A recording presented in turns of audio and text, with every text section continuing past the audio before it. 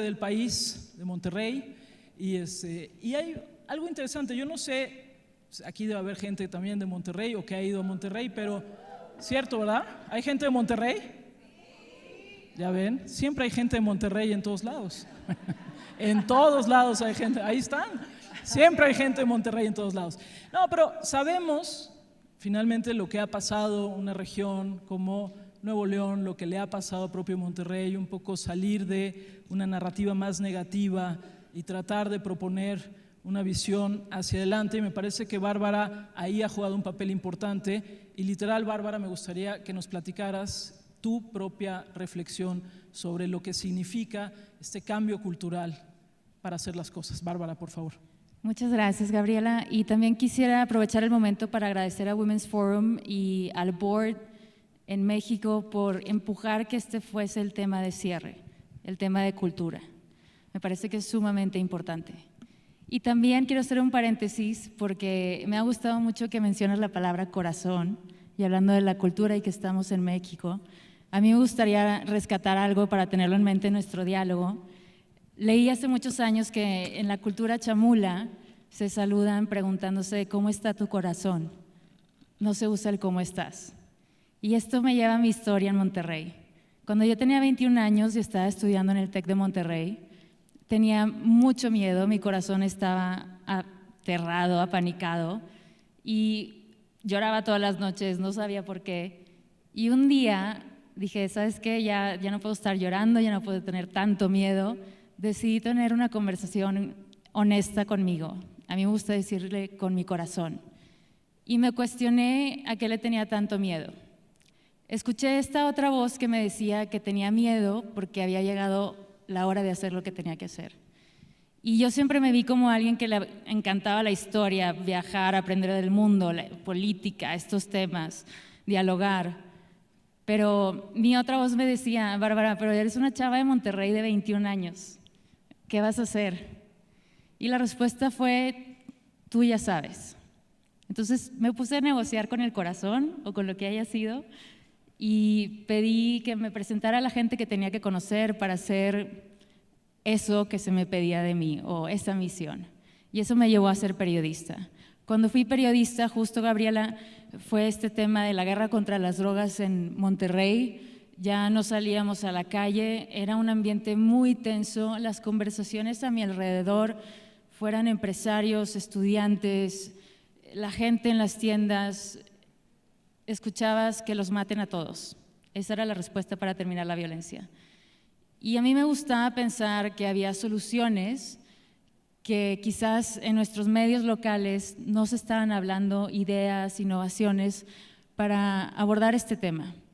Decidí empezar a hacer eventos, es como empecé a ser curadora cultural, para en vez de yo escribir artículos junto con otras personas como estos foros, escribir nuestras propias experiencias, crear diálogos, abrirles el panorama de qué está sucediendo en el mundo. Y creo que eso fue para mí un cambio definitivo. Jamás me imaginé que es esto de curadora cultural. Recuerdo que invité a Rebeca de Alba en ese entonces a hacer la MC del evento y me decía, Bárbara, ¿te das cuenta de lo que estás haciendo? Y yo tenía 26 años. Y yo soy fiel creyente de que nunca sabes qué frase te puede cambiar la vida. En mi momento como periodista hubo gente que me cuestionaba en mi ámbito, compañeros de trabajo me decían a los 23 años, Bárbara, pues tú eres niña, ¿tu opinión qué? Y si yo hubiera elegido quedarme con eso, que hace poco lo comentábamos con Marta, otra cosa hubiese sido. Entonces, creo que estamos en un momento muy importante en México, en los foros que yo he organizado, en donde busco que se cambie la narrativa de lo que es México, de lo que la gente ve desde fuera, tanto de nuestro rol como mujeres y hombres, el tema de machismo, el techo de cristal.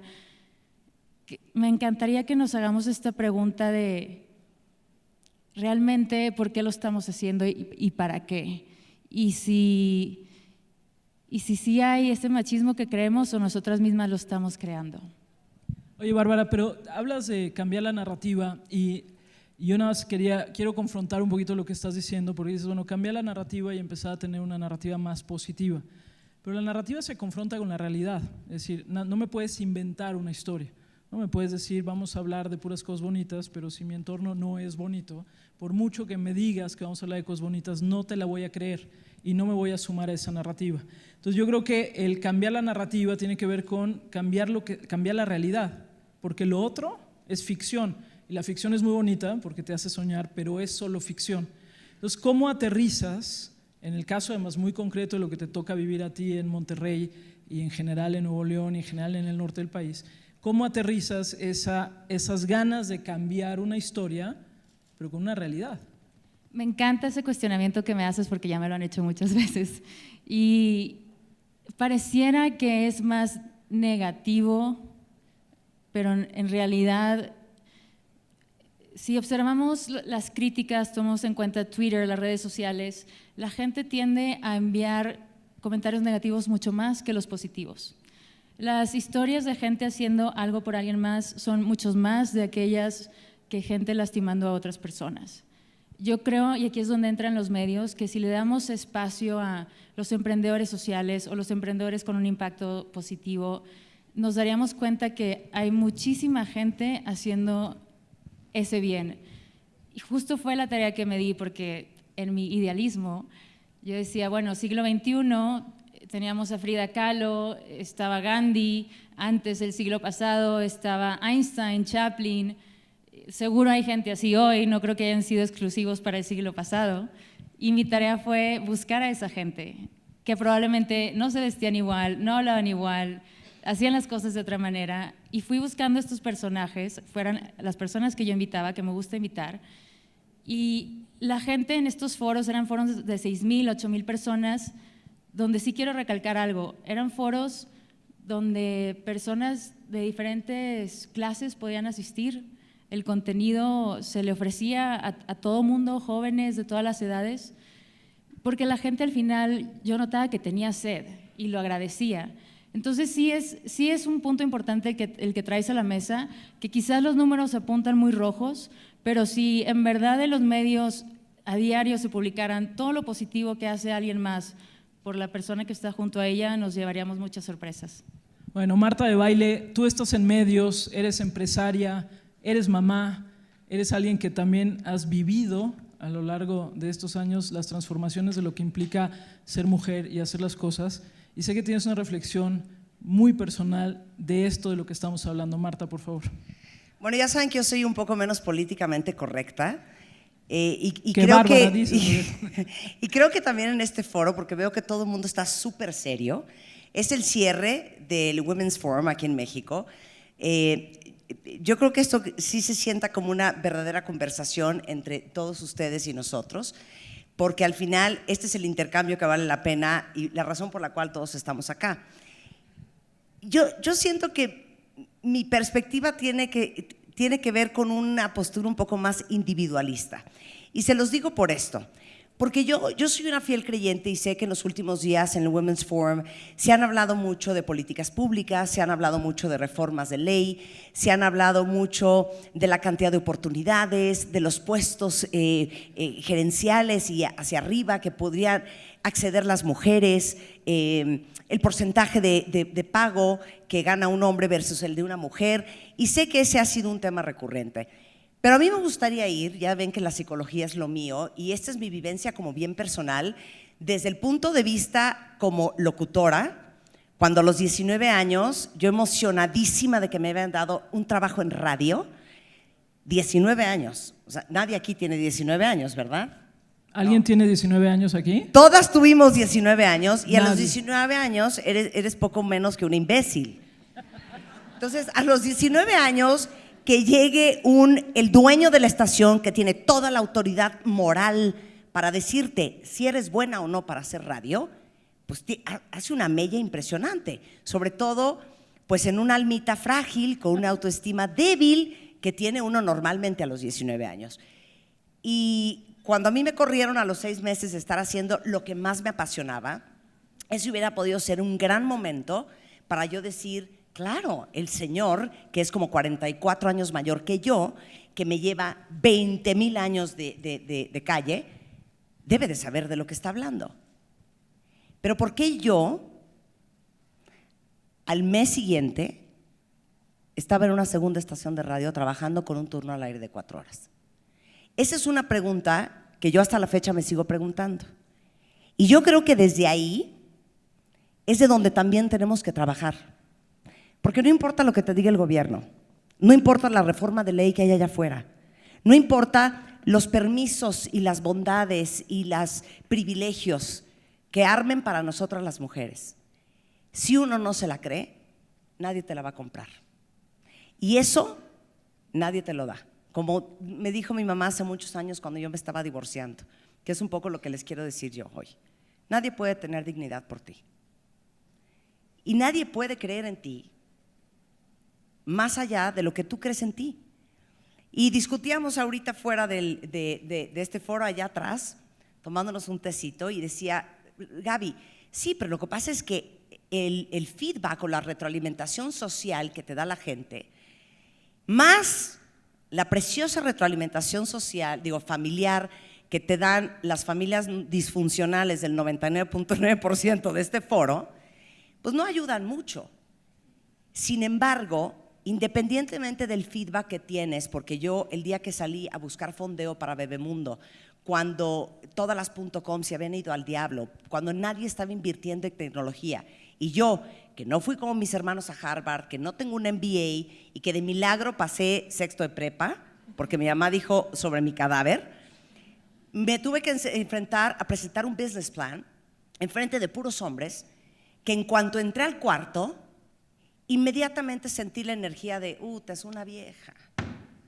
Y viene a hablar de tecnología y de negocios. Y aparte fea no está, peor. Es la verdad, aquí vamos a hablar verdades. Yo creo que porque lo mamaste, porque te lo dijeron, porque lo sentiste, porque lo vivías, porque lo vi en mis papás, porque en mi familia de 3 mujeres y 2 hombres no había diferencias entre hombres y mujeres, es que a lo mejor yo pude haber sobrevivido eso. Y hoy todos los que estamos aquí, unos entafilados, otros no, otros en terapia, otros no, saldremos adelante de este meollo de equidad de género que tenemos y de este problema de clima cultural y organizacional. Pero lo que a mí me preocupa terriblemente son las hijas y los hijos, porque aquí está Gary y merece un respeto, representa el mundo masculino esta tarde. Ellos son los que me preocupan. ¿Qué mensajes y qué ejemplos y qué información subconsciente les estamos dando a nuestras niñas para que nuestras hijas sepan desde el fondo de su alma que the sky is the limit, que winners don't quit and quitters don't win, y que todo en esta vida es posible si están dispuestas a pagar el precio y si encuentran su pasión y si le ponen compromiso? ¿Y cómo vamos a educar a los niños para que sepan cómo son los nuevos hombres hoy? Y que es un gusto que esté Gary aquí porque nos va a explicar, porque vemos que los hombres están muy confundidos también. Entonces, lo digo individualista porque yo creo que este es un gran trabajo muy personal de cada una de nosotras, porque en general el ser humano, y sobre todo las mujeres en países de tercer mundo como el nuestro, tenemos una cosa que en psicología se llama síndrome del impostor. ¿Alguien sabe ese síndrome? Ahorita se los cuento, lo van a amar. El síndrome del impostor es que si te dieron la chamba es porque seguramente las otras 8 candidatas eran más imbéciles que tú. Que si te subieron el sueldo es porque seguro algo te va a pedir tu jefe. O si te pasó algo increíble en la vida, híjole, ahí va a venir un ramalazo por algún lado. Y si tus hijos están bien y tienes una pareja increíble y todo en tu vida funciona, a ver cómo me va a castigar Dios, porque esto no puede ser. Entonces vivimos sintiendo, de hecho ahorita mientras que yo les hablo, yo me siento una impostora porque finjo que sé de lo que estoy hablando y la verdad no sé de lo que estoy hablando. Yo le estoy echando un chorro de mi corazón. Pero ese síndrome del impostor es algo que nadie se lo va a curar más que uno. Y es una gran responsabilidad de todas las mujeres que estamos aquí como adultas, ser un extraordinario ejemplo de las nuevas generaciones, quitarnos la babosada de la culpa y saber que nuestras hijas y nuestras sobrinas y nuestras nietas y las amiguitas del colegio de nuestras hijas se verán reflejadas en las mujeres que somos todas nosotras que estamos aquí hoy. Oye, a ver, Marta, pero tú decías, tú tienes 19 años, pasa lo que pasa, finalmente logras y dices, bueno, y pasa todo lo que sea. Y luego dices, me preocupan nuestras hijas, me preocupan las que hoy son niñas o son jovencitas. ¿Por qué ellas las sientes más frágil, o por lo menos eso percibí en lo que acabas de decir, como si ellas fuesen más frágiles de lo que fuimos nosotras cuando teníamos 19 años, que podíamos ser muy estúpidas, pero que de alguna manera salimos adelante? ¿Por qué sientes ahorita, Claro, o es por que lo no, menos eso percibí? sí, fíjate, no es que las sienta más frágiles. Lo que pasa es que siento que nosotras estamos más preparadas de lo que estaban preparadas nuestras mamás y nuestras abuelas. ¿Me entiendes? Nosotras tenemos más conciencia. O sea, se los juro que mi mamá jamás estuvo en el Women's Forum de 1961. Cero. Seguro no. ¿Sí Bueno, me ¿quién entiendes? sabe? Y mi abuelita Jenny se casó a los 18 años porque no la dejaba ni al cine sola. Y se casó y nunca fue al cine. Entonces, tampoco creo que haya ido a un evento de mujeres. Entonces, como dicen, ¿no? Information is power, y el saber ya no te da permiso de hacerte la loca. Entonces, todas las que estamos aquí ya no tenemos permiso de no mandarles los mensajes correctos a las mujeres para que en 20 años no tenga que haber un Women's Forum, porque we're all the same. Eso, es un buen punto. Gracias, Marta. Vamos con Gaby Vargas. Y Gaby, yo sé que tú has trabajado temas de resiliencia, temas un poco como de lo que implica el tejido social, el tejido que te protege, el tejido afectivo. Y bueno, pues aquí ya tenemos un primer arranque, Gaby. Vamos contigo. Muchas gracias, Gabriela. Bueno, yo quiero invitarlas a imaginarnos un Google Map y que al azar escojas una ciudad. Al azar abre y escoge una calle.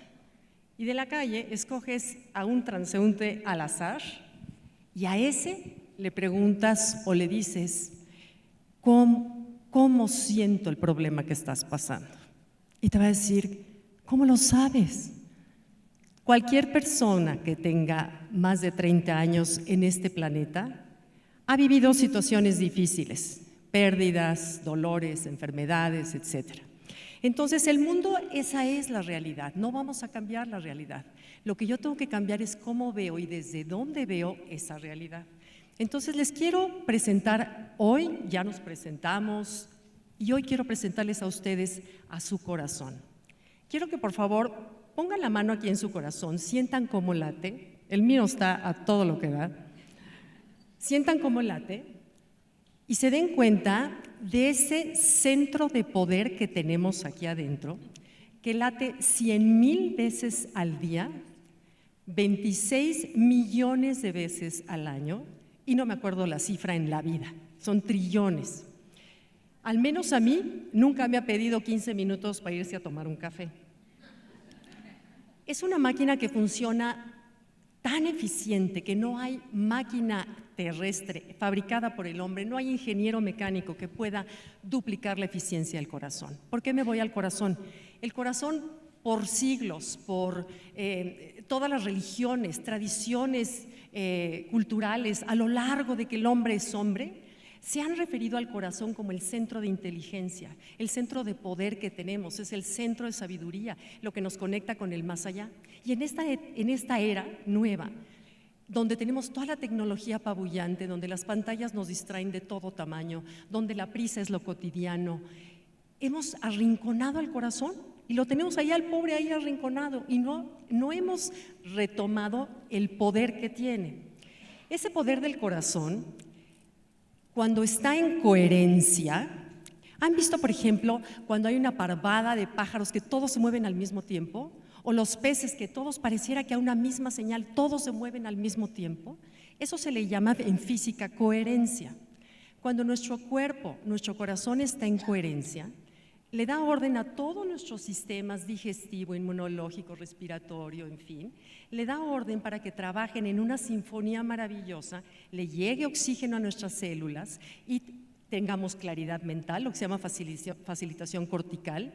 ¿Por qué? Porque cuando el corazón está palpitando en una coherencia, y ahorita vamos a ver qué es lo que produce coherencia, porque eso nos ayuda a resolver y enfrentar cualquier problema, no importa del que se trate. Es una herramienta maravillosa a la mano dentro de nosotros que nos permite crear la experiencia aquella, lo que tú le preguntabas ahorita, Bárbara, ¿qué pasa cuando el mundo está así? El mundo no va a cambiar, el mundo es mundo y así ha sido. Lo que yo puedo hacer es generar esa emoción positiva para tener una claridad mental en lugar de estresarme. Cada vez que yo me estreso, el corazón le manda más información al cerebro que el cerebro al corazón. Y cuando manda un estrés, el cerebro se nubla, toda la actividad eléctrica del cerebro hace que en la parte del neocórtex donde tomamos las decisiones, tenemos la claridad mental, la creatividad, la toma de decisiones importantes está aquí. Cuando yo tengo estrés, por alguna razón exterior, toda la parte del trabajo eléctrico del cerebro se descuadra, digamos, por ponerlo de una manera, y es lo que se da una cabeza cerrada. Cuando dices, ¿por qué dije esto? ¿Por qué no dije esto? Cuando estás estresado no piensas claramente. Eso se le llama inhibición cortical. Frente a un problema, ¿qué puedo yo hacer? Ir a esta herramienta del corazón, a tratar de entrar en coherencia para mandar señales eléctricas al cerebro, me dé claridad mental, mis hormonas trabajen mejor, pero además otra cosa, rejuveneces. Todo el alimento que tanto nos hemos preocupado por introducirnos en el cuerpo y tantas teorías que hay y se ponen de moda y luego se van y estamos ahora, la comida se ha convertido en un elemento de estrés. Nos estresa si me como de pronto un pan, porque ya sé en mi culpa que no me puedo comer el pan, y se ha convertido en si los lácteos y en si estos y lo otros, y 3 comidas o a lo mejor, o hacer las interval, ¿cómo se dice? Cuando no comes. Cuando dejas de comer, ves que ahora también hay una nueva tendencia, que hay un ayuno intermitente. Gracias, Silvita. Un ayuno intermitente. ¿Por qué saben todo eso? Sí. O sea, a lo que voy es esto. Todo se nos ha convertido en estrés. Bueno, lo que tengo que hacer es tener control de mí misma para poder enfrentar, no importa qué tipo de estrés se trate, con mi pareja, con mis hijos, frente a mi trabajo, tener una claridad mental mejor. Entonces les voy a dar una herramienta para que todas se la puedan llevar. Quiero que se imaginen que aquí en tu corazón vas a inhalar y exhalar a través del corazón, contando 5. Imagínate que esto es tu inhalación, no es la nariz, ¿ok? Es el corazón. Inhala 5 y exhala 5. Porque además les platico, cada vez que estás en estrés, se desencadenan 1400 sustancias tóxicas en tu organismo. Estrés es el 95% la fuente de la mayoría de las enfermedades que existen ahorita, hoy en día. Eso dicho por el doctor Drihansky, un endocrinólogo muy conocido. Dijo, el 95% de los pacientes que tengo en mi consultorio vienen por estrés. Entonces, bueno, y vivimos todas en estrés. Levante la mano quien no viva en estrés. No sé si hay alguien que no viva en estrés. Ok. Entonces es común, tú no, Gabriela. Oye, dinos cómo, por favor. Bueno, entonces, vamos a seguir respirando tantito por el corazón. Inhalas y exhalas. Eso lo que hace es que está comprobado científicamente, cada vez que tú llevas la atención a un órgano específico en tu cuerpo, cortas el estrés mental y se relaja. Por eso en yoga, quienes hemos tomado yoga, sabes que la relajación es enfócate en los pies, las piernas, en fin, ¿no? Para relajarte. Entonces, una vez que inhalas y exhalas, ahora vas a activar una emoción de aprecio o de gratitud o de honor, dignidad, compasión, una emoción que se llama regeneradora. Cuando tú emanas esta emoción regeneradora, hace que todo tu cuerpo entre en armonía y en coherencia. Y eso es lo que tú generas en un campo electromagnético, que no estamos hablando de aura, es un campo medible en hertz, como la señal que sale de la estación de WFM, una estación de radio que emana ondas eléctricas, como una estación de televisión. Eso mismo genera el corazón. Entonces, si mi onda coherente tiene 3 metros de diámetro, está ahorita conviviendo con tu onda, con la tuya, y estamos generando un ambiente de coherencia o de incoherencia. ¿Les ha pasado que cuando un orador está nervioso y está estresado, te estresas tú también? Y estás pensando en el pobre orador que está estresado porque dices, pobre, no, y no llega el mensaje porque no hay claridad cortical. Entonces lo que tenemos que hacer es, no importa de qué problema se trate, lo primero que tenemos que hacer es cortar el cortisol, que desencadena 1.400 sustancias tóxicas, y generar DEA. El mismo precursor del cortisol es el que genera la DEA, que es la pregnenolona. Cuando yo estoy generando DEA, genero vitalidad, juventud, claridad mental, paz en mi entorno, me voy a relacionar mejor, voy a tener claridad mental, entonces todo se mejora. Eso, y cada una de nosotros, al enfocarnos en el corazón, iluminamos los problemas y nos convertimos en esa solución que todos quisiéramos ver en el mundo. Ay, me preocupé por un momento. Gracias, Gaby. Me preocupé por un momento porque cuando dijo Gaby, tóquense el corazón, y yo no sentí mi corazón, dije, ya sé por qué dicen que soy una hija de la fregada, porque no tengo el corazón. Pero creo que lo puse en el lado equivocado. Pero bueno, creo que luego tendríamos, y no sé si hoy nos dé tiempo para ello, pero luego tendríamos también que ver cómo hacemos que todo esto de repente entre también en nuestra vida cotidiana, con todo lo que implica, con dónde estamos, cómo nos movemos, cómo trabajamos, en fin. Y creo que sin duda tiene que ver también con un asunto de disciplina, con un asunto de creértelo, con un asunto de tenerlo, de visualizarlo. Y bueno, prometo cultivar más mi corazón, porque la verdad es que ahorita me sentí así. Y luego ahorita ustedes que dicen que el ayuno y no sé qué, entonces ya sentí que necesito meterme en otra línea. No, Gaby, muchas gracias. Creo que estamos completando una imagen. Y brinco ahora de este lado. Fíjense cómo nos sentamos. Ahí están las tres señoras. Y Gary se vino hasta acá porque Gary ha de haber dicho, ay, estas viejas están tremendas. Y entonces Gary se vino sentada hasta acá de este lado. No, bueno, me gusta de veras que hayan incluido a hombres en un foro sobre mujeres, porque me parece absolutamente artificial que las mujeres hablemos sobre mujeres, entre mujeres, como si no hubiese ese otro 50 o 51%, dependiendo de dónde esté uno. O 49% que son los hombres. Y Gary tiene un trabajo muy importante sobre qué pasa hoy con los hombres. Los hombres están confundidos, lo decía Marta hace rato, esta confusión, estas nuevas masculinidades. Yo me he dedicado al mundo de la docencia durante muchísimos años y lo que más me impresionaba es ver con el tiempo cómo los jóvenes, hombres, mujeres, de repente los chicos decían, es que a mí sí me preocuparía, por ejemplo, que mi mujer gane más que yo, pero me siento mal por sentir eso y no sé cómo dejar de sentir eso. Y hay una especie como de nueva lucha de referentes y nueva lucha de identidades. Entonces me encanta, Gary, que estés con nosotros y estoy segura que nos vas a dar algunos elementos interesantes. Bienvenido. Gracias. Bueno, un desafío hablar sobre, en nombre de todos los hombres. A ver. Lo puedes hacer, lo puedes hacer. Empiezo con mi historia.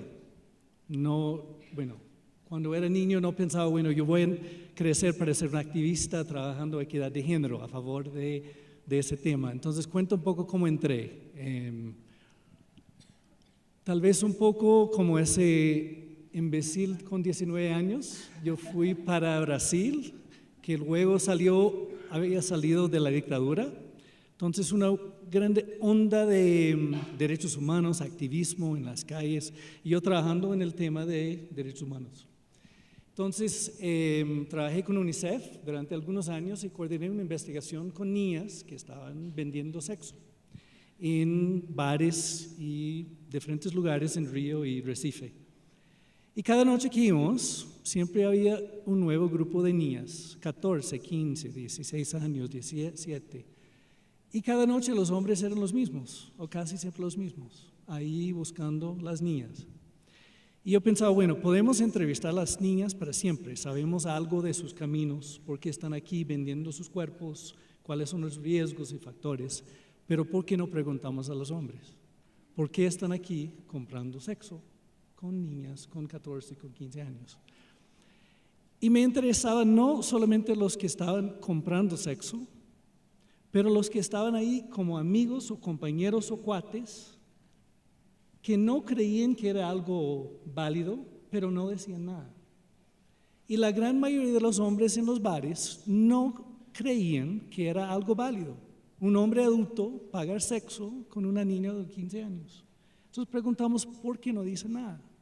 ¿Por qué queda ahí en el silencio con esos amigos haciendo algo que tú sabes que es una barbaridad y no dices nada? Con esa pregunta insistía con varias fundaciones y otros socios que era necesario hacerse pregunta en muchos espacios. Porque los hombres que ya creíamos en derechos de las mujeres, en igualdad, y somos la mayoría, pero nos quedamos en el silencio. Entonces creamos una ONG que se llama A Propósito Promundo, con la idea de que equidad de género no es apenas a favor de las mujeres y las niñas, pero es algo positivo para el mundo. Es un bien para el mundo, inclusive para los propios hombres. Entonces dedicamos Promundo a la idea de vender equidad de género a los hombres y convenciéndolos de que es bueno para ellos. O sea, no como favor que estamos haciendo, pero que nuestras vidas mejoran cuando nosotros entramos en esa onda de equidad de género. No es fácil vender esa idea, por eso estamos en eso hace 20 años, pero lo hacemos en escuelas, en lugares de trabajo, en el ejército, en sistema de salud, y mirando qué significa masculinidades hoy en día en la vida de las mujeres y también en la vida de los hombres. Y de nuevo, Marta, regreso a un ejemplo que tú diste, esa idea del síndrome de impostor. Y cuento una historia, estoy buscando algunas caras masculinas aquí, unos hombres ahí. Hay un gran secreto masculino que nosotros también sentimos cada día como impostores. Que parte de la masculinidad es un gran mito de que somos fuertes, tenemos innumerables conquistas sexuales, nunca sentimos miedo, nunca sentimos débiles, tenemos más dinero en el bolso que tenemos los pectorales más fuertes que son. O sea, vivimos una serie de mitos y un ideal masculino que ni el hombre con los pectorales más fuertes en el mundo cree que él llega a ese ideal. O sea, parte del mito masculino es ayudar a los hombres también a decir, hay algo atrás de eso que es cierto mito, ¿no? Y que podemos mucho, Gary. Estrecho tu mano. No es para sentir pena por nosotros, es para buscar cómo rompemos eso, para decir la masculinidad es miles de cosas. No es dominar a alguien, no es mostrar tu sexualidad de una forma violenta, no es quedarse en silencio cuando ves un acto de violencia o desigualdad siendo practicado adelante de ti. O sea, es reconocer la gran variedad de masculinidades que están ahí. Y bueno, ¿cuáles son los desafíos? Primero, yo diría que estamos confundidos. Por un lado, tenemos un pie en un mundo que vemos nuestras madres, nuestras compañeras, luchando ahí en el trabajo, pasando las horas afuera de la casa de forma diferente que nuestras mamás, ¿no? O sea, hay una nueva generación que las cosas van cambiando. Y tenemos un pie también atrás, todavía pensando como nuestros papás, de que la mujer me va a servir, de que mi salario es más importante, de que si hay que tomar una decisión, si mudamos para ella o para mí, vamos a mudar para mi trabajo, no para el trabajo de ella. O sea, estamos en esa gran confusión. Entonces, ¿cómo ayudamos a romper eso? Algo que nosotros miramos es ayudar a los hombres a pensar los costos de esas masculinidades y los beneficios de las nuevas masculinidades. Y algo que hacemos de vez en cuando es pensar, bueno, ¿cuáles son los costos a los hombres? Y les pregunto, bueno, ¿quién ha sufrido violencia de un bully una vez en la calle o en tu casa, etcétera? Y ahí levantamos la mano. ¿Quién ha sentido, digamos, miedo de ir al médico y 6 meses después es algo más serio, ¿no? ¿Quién sabe que los hombres mueran en promedio 7 años más temprano que las mujeres por motivos que no son genéticos? Son motivos de bebida, de violencia, de trabajo peligroso, de no cuidar nuestros cuerpos, de no ir al médico. O sea que perdimos 7 años de vida en promedio como hombres por vivirnos como machistas. O sea, un costo en el cuerpo. Entonces, ayudando a los hombres a pensar en eso. ¿Eh? Que te pegues más. Disculpe. Y ahí entramos también a decir cuáles son los beneficios si cambiamos. Algo que miramos y las encuestas también muestran, si un hombre participa más en la vida en casa con sus hijos, vive más años, relata ser más feliz, menos probabilidad de abuso de drogas, menos probabilidad de ser llevado preso, de participar en algún acto de delincuencia. O sea, la oportunidad como fuente de contacto, de amor, de afecto para los 80% de hombres en el mundo que son padres. Y si eso no llama la atención, yo entro en el siguiente. Y eso usé como ejemplo, hace un mes, el Día Internacional de la Mujer, me invitaron a hacer un discurso dentro de OTAN, con los generales, en esa sala donde toman decisiones, donde mandar tropas, etc. Entonces, como el eje central del patriarcado, ahí estaba. Si hay un punto central de patriarcado, ahí está. Entonces pensé, bueno, ¿cómo hablar con ellos? Entonces pensé, vamos a hablar sobre sexo. Primera vez en el OTAN que hablan sobre sexo. Entonces dice, al final de ese discurso ustedes van a creer que vale la pena cuestionar el patriarcado y creer en la equidad de género. Porque los datos que tenemos, entrevistas que hicimos en una encuesta en 16 países, 30,000 hombres y más o menos igual número de mujeres que entrevistamos.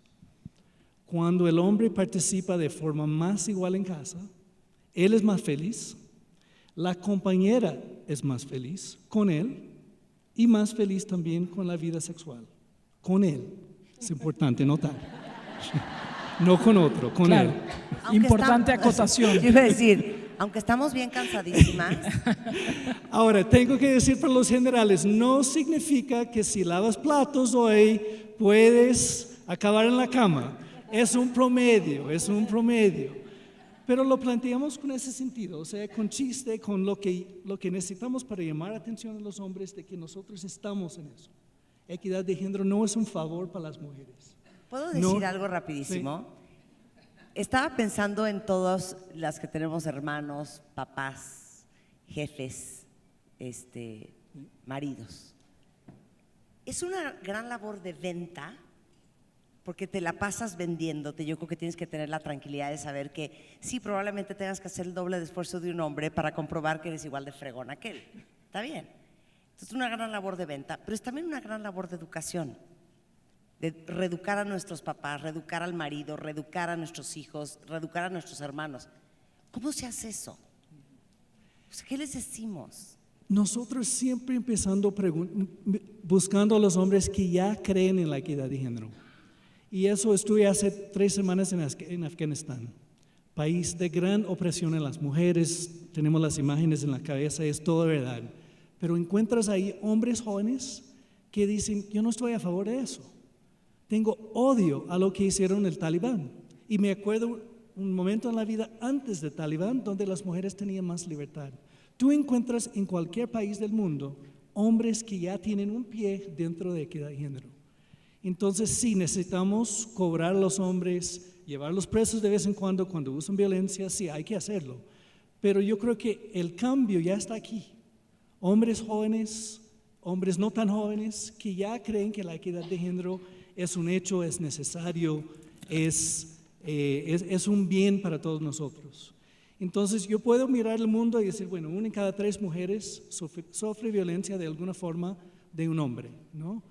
Pero por cada mujer que ha sufrido violencia hay también hombres que fueron testigos de esa violencia y tienen horror de esa violencia.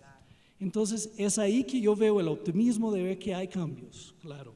Hay que hacer mucho más, porque yo creo que estamos como en un neomachismo, un machismo light, como algunos lo llaman, ¿no? Y necesitamos todavía mucho más. Las mujeres están haciendo doble el trabajo en casa. ¿Dónde están los hombres en eso? Ustedes están trabajando tantas horas afuera como nosotros y nosotros llegamos en casa y seguimos un poco ahí, medio esperando, disculpe, esperando que nos atienden o que alguien nos atiende. O sea, tenemos que ver dónde no hemos logrado la equidad, pero mirando hacia los cambios que están, y hay. Entonces creo que el reto para mí es encontrar a esos hombres que ya están a favor de equidad de género y decirles que por favor que hable. ¿Qué dices cuando ves algo? Que hable. Gracias. Gracias, gracias Gary. Cuidado porque creo que Marta ya te echó el ojo para el programa de radio, así que... Estoy así de, ¿por qué no vino hoy a Sí, Radio Marta, Chihuahua? Luego, les dije que iba a ser difícil. Oye Gary, nada más una pregunta. A veces creemos que la transformación es lineal, ¿no? Es decir, nuestros papás o nuestros abuelos, mamás, abuelas, fueron de una manera, luego nosotros de otra manera, y luego las generaciones más jóvenes de otra manera, y no es tan lineal. Es decir, tenemos abuelos o abuelas que fueron muy liberales y vemos jóvenes que tienen patrones de comportamiento que a veces son aún más cerrados, aún más afirmados en la separación de géneros, aún más machistas que lo que pudieron ser, por ejemplo, unos abuelos o personas mayores. Es decir, no es tan lineal. No es cierto que porque eres joven en automático vas a ser más alivianado, por ponerlo en términos muy simples. ¿Cómo están viviendo ustedes esto en la parte de los hombres? Es decir, los que vienen, los más jóvenes, digamos, ¿qué fotografía tienen ustedes de los más jóvenes? Bueno, por un lado, creo que creen, o sea, aceptan una cierta igualdad, o sea, que las mujeres de forma ideal aceptan una cierta igualdad. Ahora, si tú preguntas, ¿tú crees en cuotas? ¿Tú aceptarías cuotas o algún tipo de acción afirmativa en tu empleo para dar más espacios para las mujeres? Ahí empiezan, ahí no sé.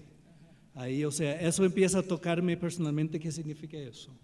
O creen en una cierta igualdad, pero sigue con un cierto homofobia.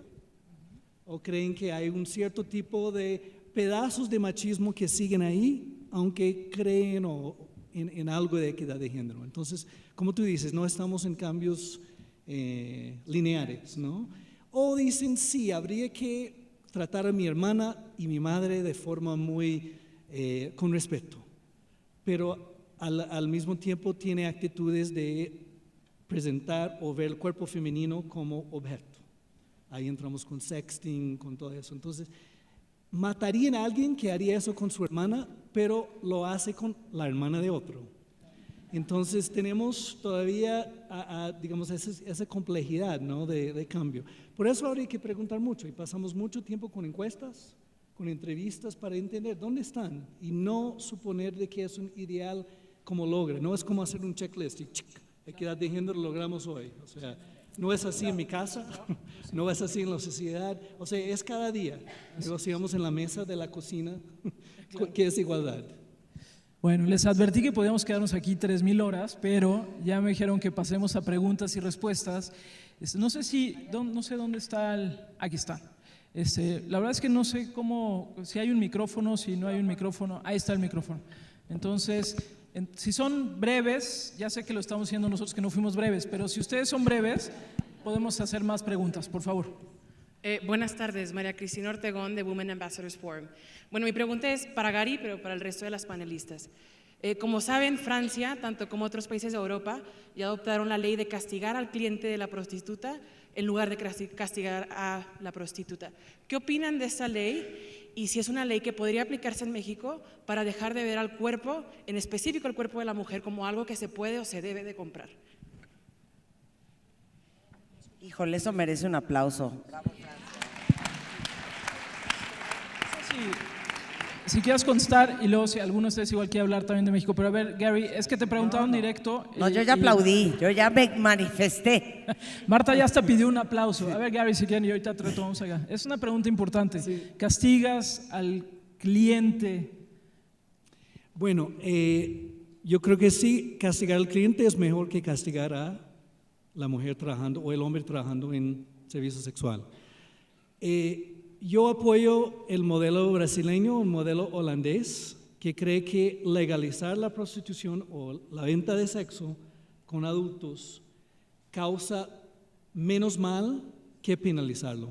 Estuve en un evento en Brasil unos 7, 8 años atrás con 30 asociaciones de trabajadores sexuales que cuestionaron el gobierno sueco que propuso ese modelo y dice, cada vez que hay una ley que penaliza, sea el cliente o nosotras siempre pagamos.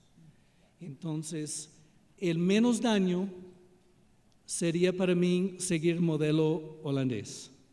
y ofrecer servicios, ofrecer alternativas para las mujeres que quieren alternativas, pero de no penalizar, a no ser que penaliza clientes que abusan de ellas.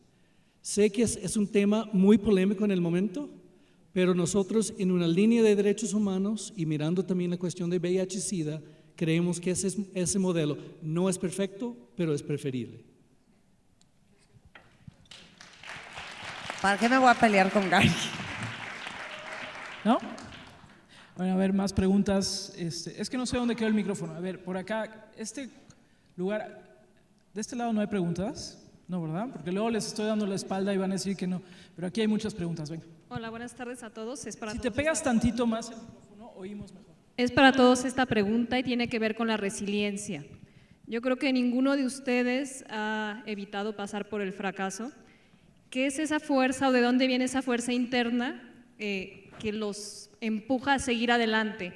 A pesar de la crítica de la sociedad, a pesar de a lo mejor de estar en contra de la misma ideología de tu familia, de que fracasas una, otra vez, ¿de dónde viene esa fuerza que te mantiene? Ay, me encantaría recomendarles un libro muy bueno que se llama Confidence Code, donde hablan de que tu cerebro, cuando fracasas, se empieza a reconfigurar para impulsarte a que llegues al éxito. Pero nuestras creencias culturales nos hacen pensar que si fracasaste, pues ya para qué lo vuelves a intentar.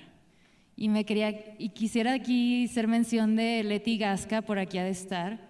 Ella es fundadora de Fuck Up Nights y del Instituto del Fracaso, el cual es un movimiento que ya está en más de 100 ciudades en el mundo. Y el hecho de que alguien en México le brinde este lado positivo a un tema con tanta connotación negativa como el fracaso y que sea una chava mexicana, a mí me da mucho orgullo y por eso también agradezco mucho tu pregunta. En lo personal, mi moto ha sido: siempre hay algo que aprender de cada fracaso, y si no se dio es porque probablemente se va a dar algo mucho mejor. No podría estar más de acuerdo. Amo el concepto de Fuck Up Nights y yo creo que el gran problema del fracaso es que le tenemos pavor. Y yo siempre digo, lo grave no es fracasar. Si de los fracasos es de donde más se aprende. Equivócate todo lo que quieras, pero equivócate rápido. Para mí esa es la gran clave. Tendemos a seguir patinando y regodeando en el mismo drama y en como sobreanalizar lo que sea que pasó, en vez de entender como muy claramente cuáles son los errores que cometiste, qué pudiste haber hecho mejor y seguir. Pero también te diría otra cosa. Yo creo que cuando uno se dedica a lo que más te apasiona, no fracasar, pero tirar la toalla no es una opción. Entonces, regreso a la radio, que es lo que más amo hacer en el mundo.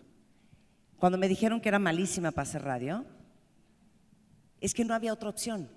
O sea, eso no podía ser, porque es que ese era mi llamado, y yo lo sentía en mi alma, y era lo que más me gustaba y lo que más me apasionaba. Entonces yo no tenía otra opción. Y cuando lo vives así, de apasionado, sigues. Es que sigues.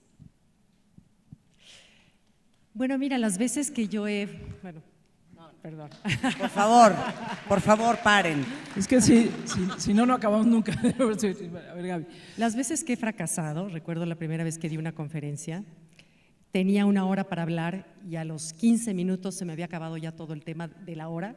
Lo dije tan rápido, tan nerviosa, tan fuera de mí, que se me puso la mente en blanco.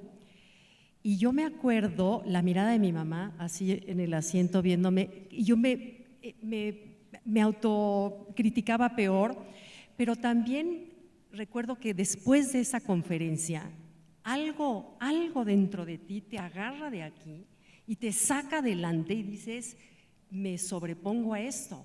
Y me acuerdo cuando a mi papá lo entrevistaron para un libro sobre el éxito y le decían, ¿qué es lo que mueve a la gente a llevar al éxito? Y él contestó algo totalmente diferente a lo que todo el mundo contestaba y dice, la vanidad. Y yo creo que tienes razón. La vanidad en el fondo es lo que nos hace agarrarnos de aquí, lo que a ti te agarró a los 19 años y dijo, ¿cómo de que no? Por supuesto, que la vanidad en ese sentido es buena, es un motor. Y está desde ese punto de vista, ¿no? ¿Quieres decir algo? Me siento humilde con esas respuestas. Tal vez la palabra que viene en la cabeza para mí, y pensando en momentos de un fracaso, un desafío, que pensaba yo voy a hacer una estupidez, voy a reaccionar de alguna forma que va a hacer daño, es pensar en las personas que amo y las personas que me aman, o sea, la cuestión de las relaciones. Y años después aprendí una palabra que viene de Bantu, del sur de África, que es Ubuntu, que más o menos se traduce de yo soy porque tú eres. O sea, es una palabra que dice yo no existo sin ti. O sea, un poco esa idea de que mis acciones afecten al otro, mi éxito, mi fracaso, no es que tú eres responsable por mi fracaso, pero cuando yo consigo ultrapasar esos fracasos es siempre con la ayuda de alguien. Y eso cuesta mucho para un hombre, es el que necesita ayuda. No sé si han visto que los hombres no paran para pedir direcciones, etc. O sea, pero creo que es para mí el secreto, es decir, yo no estoy aquí solo. Tengo muchas personas que están conectados conmigo. Yo existo porque ellos existen. Entonces ahí creo que me ayuda. Pues sí, y siempre queda la opción de servirte un whisky cuando te duele muchísimo, ¿no? Y ya Y ya una vez que te serviste un whisky, ya haces todo lo demás, pero bueno. Yo tomo 2 y estoy acompañado. Exacto. Sí. Ahí está. Bueno, no sé, porque no alcanzo a ver bien dónde están. ¿Por acá? ¿Dónde? Acá tengo el micrófono. Levante, acá. quien sea que lo tenga, levante. Aquí. Ahí estás. Hola. Hola. Carla Mausinit. Mi pregunta es para Gaby Vargas, porque llega un momento en la vida donde no sabemos dónde obtener el equilibrio que tú sí has mantenido en el tema de la familia, de tu trabajo, y de verdad es la parte que más admiro de ti. Me gustaría saber cómo encontrar el equilibrio en la vida y no pensar que algo es más importante que otra cosa, ¿no? Gracias. Mira, mil gracias. Sí, no ha sido fácil. Me acuerdo cuando estaba publicando, ahorita llevo 15 libros, acaba de salir el 15avo, cuando estaba como por el 8 o 7, me acuerdo que estábamos en Cancún, era verano, acababa de salir el libro, estaba yo por fin ya relajada y estaba yo con mi esposo viendo el atardecer en Cancún y de pronto me dice, Gaby, me encanta que estés haciendo lo que haces, me encanta verte tan desarrollada, me encanta verte tan feliz, pero quiero decirte que me voy de la casa. O sea, así, como lo oyes.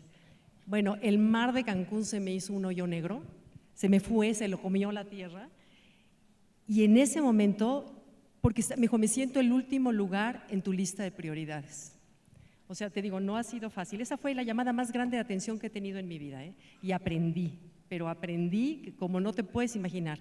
En ese instante yo decía, ¿de qué demonios sirven los libros? ¿De qué demonios sirve andar en el show, escribiendo y probándote a ti misma que puedes? Y que en ese momento se me derrumbó porque Pablo, mi esposo, que tengo 44 años de estar felizmente casada, es mi vida, es mi apoyo, mi compañero, mi sostén moral, físico, ¿no? Digo, no, sí físico, no, bueno, de todo. De todo. Tenemos una relación preciosa de pareja y en ese momento todo perdió sentido.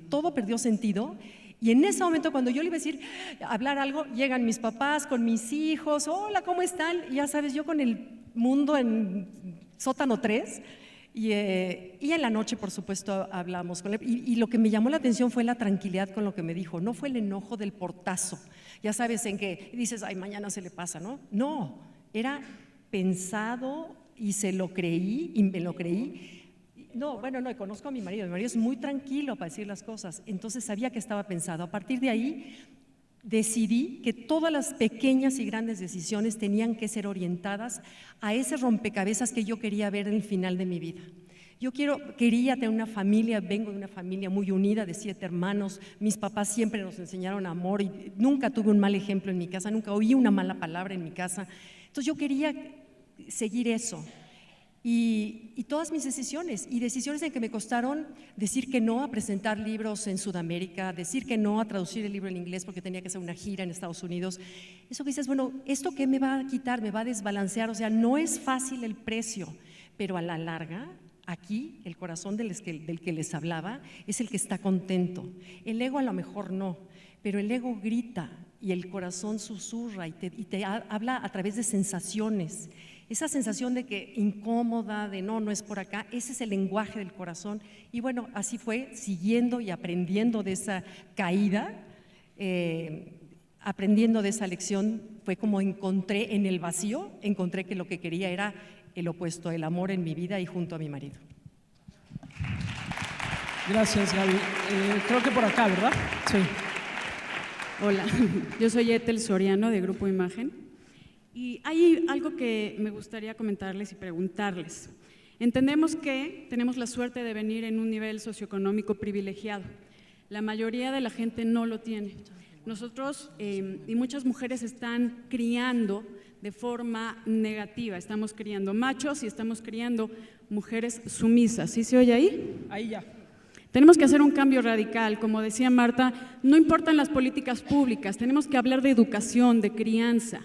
Yo creo que de ahí debe de venir el cambio, de nosotras mismas las mujeres, de creernos las que sí podemos. Yo también vengo de una familia bastante tradicional, donde fui la loca de mi casa, donde quise ser empresaria, donde quise estar en los medios, donde algo que fue que no lo veía creíble hasta que lo logré. Nos falta creérnoslas y mejorar nuestra autoestima, que creo que es un serio problema en las mujeres de nuestro país. Gracias, muchas gracias. Tenemos allá atrás una pregunta más y creo que ya es la última, pero bueno, una pregunta más, por favor. Qué afortunada. Hola, si te pegas más el micrófono. Sí, claro. Yo soy Julieta. Esta es una pregunta para Gary. Qué interesante esto de las nuevas masculinidades. Quisiera saber cuáles han sido los principales logros de Promundo en términos de generar estas nuevas masculinidades y cómo lo están midiendo. Gracias. Bueno, le doy uno o dos ejemplos. En Brasil logramos hace unos 3 años que el sistema de salud incluye una visita prenatal masculina. ¿Qué significa una visita prenatal masculina? Bueno, en Brasil, como la mayoría de los países del mundo, los hombres no van para una atención preventiva de salud. Los hombres acaban en las salas de emergencia, en los sistemas de salud en el mundo entero. Como nos dijo una vez una enfermera, los hombres aparecen con servicio de salud cuando algo del cuerpo se le cae. O sea, entonces, bueno, junto con el sistema de salud pensamos necesitamos cambiar las normas culturales. Podemos poner los anuncios de que los hombres deben buscar servicios de salud, etcétera, pero ¿qué tal si pensamos dentro del servicio de salud, qué pueden hacer ustedes? Entonces, ¿quién influye al hombre para entrar en el servicio de salud? Muchas veces la compañera. Entonces, investigamos y encontramos que muchos hombres iban para esa visita prenatal, pero se quedaban en la sala de espera o quedaban en el parqueo. Entonces, capacitamos 5,000 funcionarios para tratar a ese hombre como socio en el proceso. Hace una capacitación posterior con él, si él quiere participar en la preparación para el parto. Él hace la prueba de VIH, etcétera, después. Y ha sido tal vez el programa más exitoso en el Programa Nacional de Salud en Brasil para incluir al hombre en prevención. Ahora Brasil está cambiando para 20 días de licencia de paternidad, muchas veces por demanda de esos hombres que pasaron por esa visita prenatal y después participaron en el parto. Entonces son pequeñas prácticas y conecto tal vez con el comentario de educar a los hijos, o sea, cómo cambiamos una idea de que no son apenas las mujeres que cuidan de los niños, pero los hombres también tenemos un papel. Entonces, ¿cómo en microprácticas, en salud, en educación podemos hacer eso?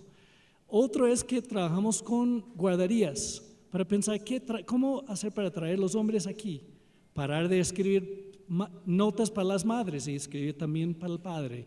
Invita a él para un día, hace capacitaciones para ambos cuando hace capacitación para los padres. Otro logro es conseguimos poner en la educación sexual, también en Brasil, actividades sobre educación, sobre la violencia de género, sobre homofobia y sobre cuestionar las masculinidades.